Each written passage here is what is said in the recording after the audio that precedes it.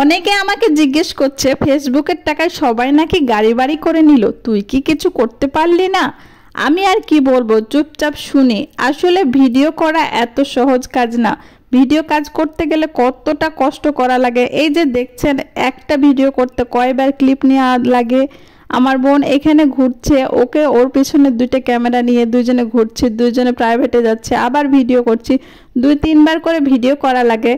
আর আরেকটা কথা, আমার জার্নিটা হচ্ছে মাত্র 7 মাসের, আর 7 মাসের মধ্যে 4 মাস মতো বেতন পাইছি, তারপরে তো 3 মাস মতো অফই আছে। তো এভাবে কি করে গাড়ি বাড়ি করা যায়? যাদের 2-3 বছরের জার্নি তারা হয়তো গাড়ি বাড়ি করছে, তো ইনশাল্লাহ আমিও একদিন করে ফেলবো। সবাই দোয়া রাখবেন আমার জন্য। হ্যালো এভরিওয়ান, আসসালামু আলাইকুম, welcome to my new blog.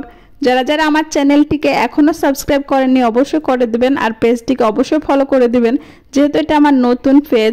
আর সবাই সবসময় আমাকে সাপোর্ট করবেন। আর আমি গাড়ি বাড়ির এত স্বপ্ন দেখি না, আমি সাধারণভাবে বাঁচতে চাই, আর মোটামুটিভাবে সবাইকে হেল্প করতে চাই, সবাইকে নিয়ে ভালো থাকতে চাই। আসলে সবাইকে নিয়ে মিলেমিশে থাকার পরে যদি গাড়ি বাড়ি করতে পারি তবে করব, তার আগে করব না। আর গাড়ি বাড়ি করার কখনো ইচ্ছে আমার নাই।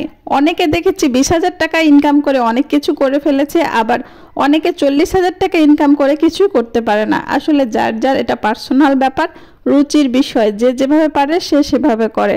আসলে কারো পার্সোনাল বিষয় আমি এসব বিষয়ে না কি গলাই না, তারপরে অনেকে অনেক কথা বলে। যাই হোক, দোয়া করবেন যেন তাড়াতাড়ি গাড়ি বাড়ি করে নিতে পারি, আর আপনাদের দোয়া যেন সবসময় থাকে, আর সবসময় আমাকে একটু সাপোর্ট করবেন। আসলে ভালো লাগবে, সাপোর্ট করলে ভালো লাগবে, আর আমি অনেক বড় হতে পারবো আর কি। অনেকে আমাকে ভালোবাসে তাই আমার ভিডিওগুলো দেখে, আর আমার হেটার্সরা তো কখনো লাইক কমেন্ট করেই না। হয়তো ভাবে আমি বড় সেলিব্রিটি হয়ে যাব আর কোটিপতি, মানে অনেক টাকার মালিক হয়ে যাব। তো যাই হোক, আল্লাহ যার যেখানে রিজিক আছে, যতটুকু আছে ততটুকুই হব, এর চেয়ে বেশি হতে পারবো না, এর চেয়ে কমও হতে পারবো না। তো যাই হোক, অনেক গল্প করতে করতে প্রায় তো শেষই হয়ে গেল, কিছু বলারই তো নাই।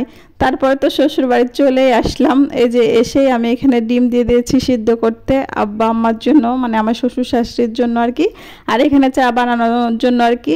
তো এখানে কিছুই খুঁজে পাচ্ছিলাম না, যা যা মশলা পেয়েছি তাই দিয়ে হালকা করে আর কি চা বানিয়ে ফেললাম। আম্মার যেহেতু জ্বর হয়েছে এই জন্য চা খাবে, চা খেলে একটু ফ্রেশ ফ্রেশ লাগবে, সতেজ লাগবে। আসলে চা খেলে খুবই ভালো লাগে, শরীরটা ভালো লাগে আসলে। এজন্য কি আর করার, তো চা বানিয়ে ফেললাম। আর ওপরে যাইনি, আর ওপরে রুমে আসাতে দেখি টিকটিকি। আসলে আমি টিকটিকি একদম পছন্দ করি না, আর আমার রুমটা শুধু টিকটিকি এসে মনে হচ্ছে ভিড় করে। আসলে ওরাই আমার রুমটা নিয়ে নেয়, খুব কষ্ট লাগে। মনে হয় আমি বাসায় যাই না। যখন আমার শ্বশুর বাড়িতে থাকি আমার বাপের বাড়ি যেতে ইচ্ছে করে না, আর বাপের বাড়ি গেলে আর আসতে ইচ্ছে করে না শ্বশুর বাড়িতে। এখানে আম্মার জন্য আবার রুটি বানাচ্ছিলাম, তো রুটি বানিয়ে দিলাম। আর কারেন্ট চলে গেছিলো, তো অন্ধকারে ভিডিওটা করে ফেললাম। এরপরে মাত্র 2টা রুটি বানালাম, কারণ আমার যেহেতু জ্বর হয়েছে ভাত খাওয়াটা ঠিক হবে না। আসলে ভাত খেলে ভালো লাগে না, শরীরটা আরও ভারী হয়ে যায়। তো আমি রুটি করে ফেললাম। আর এখানে কি ছিল, খোলা 2টা দাগ পড়ে গেছে। তো আজকের মতো এই পর্যন্ত, ভালো থাকবেন, সুস্থ থাকবেন, আল্লাহ হাফেজ, আসসালামু আলাইকুম।